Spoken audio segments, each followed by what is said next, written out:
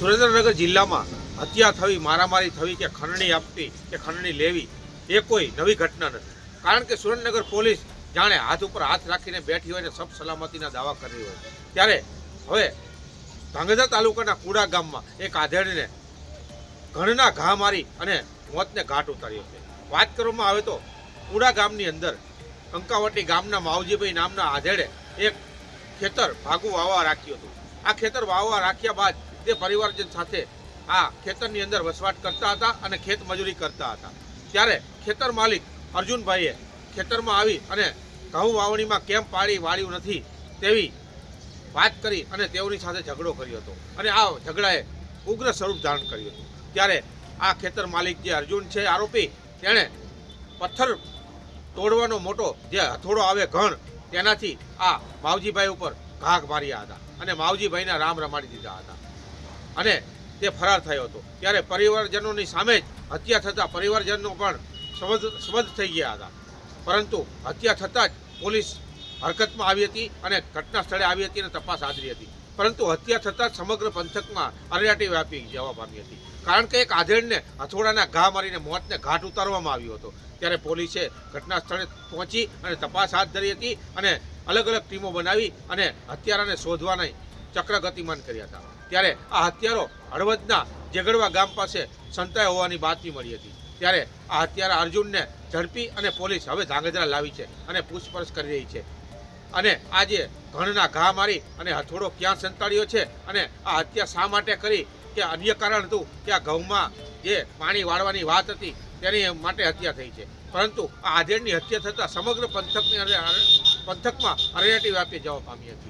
કેમ કે એક આધેડને ફક્ત પાણી વાળવા જેવી બાબતમાં હત્યા કરી નાખતા જે પરિવારજન છે તે નોંધારો બન્યો છે અને જે ખેતર માલિક છે તે હવે જેલમાં જશે. પાણી વાળવા બાબતે હત્યા, ખેતર માલિક અને મજૂર વચ્ચે માથાકૂટ, પથ્થર તોડવાનો ઘણ મારી કરાઈ હત્યા.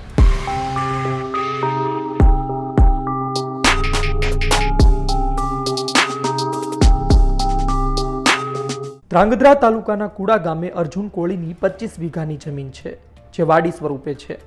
આ વાડીની 20 વીઘા જમીન કંકાવટી ગામે રહેતા 65 વર્ષીય માવજી કોપરિયાણાએ ભાડે રાખી હતી અને તેમાં ઘઉં વાવ્યા હતા. બીજી તરફ બાકી લીધેલી 5 વીઘા જમીનમાં અર્જુન કોળીએ પોતાના ઘઉં વાવ્યા હતા. આ દરમિયાન પાકને પાણી આપવા બાબતે વાત વણસી હતી. અર્જુન કોળીએ કહ્યું કે 20 વીઘાની તમારી જમીનમાં ઘઉંને પાણી પાવો ત્યારે મારી જમીનમાં ઘઉંને પણ પાણી આપી દેજો. જે વાત માનવાનો ભાડે રાખનાર માવજી કોપરણિયાના પુત્રએ ઇનકાર કર્યો હતો. જે બાદ વાત વણસી હતી. વાડી માલિક અર્જુન કોળી અને માવજી કોપરણિયાના પુત્ર વચ્ચે ઝઘડો થયો. જે બાદ વાડી માલિક અર્જુન કોળીએ માવજી કોપરણિયાને પથ્થર ભાંગવાના ઘણના ઘા મારી હત્યા કરી હતી. વાડીનો માલિક અર્જુન કોળીની હત્યા કરી ફરાર થયો હતો. ગઈકાલે ધાંગધ્રા તાલુકા પોલીસ સ્ટેશનની હદમાં આવેલ નિમકનગર ઉપીના કુડા ગામની અંદર એક ખૂનનો બનાવ બનવા પામેલ. જે ગુનાના કામે ફરિયાદી શ્રી નાગરભાઈ કોપરણિયાએ જણાવ્યા મુજબ નાગરભાઈ તથા તેમના પિતા શ્રી માવજીભાઈએ કુડા ગામની સીમમાં આવેલ અર્જુનભાઈ કોળીની જમીન વાવવા માટે રાખેલી હતી, જેમાં જુવાર વાવેલ હતી અને ગઈકાલે વહેલી સવારે આશરે 7 વાગ્યાની આજુબાજુ ફરિયાદી શ્રી તથા આરોપી વચ્ચે જુવારમાં પાણી વાળવા બાબતે ઝઘડો થયેલ.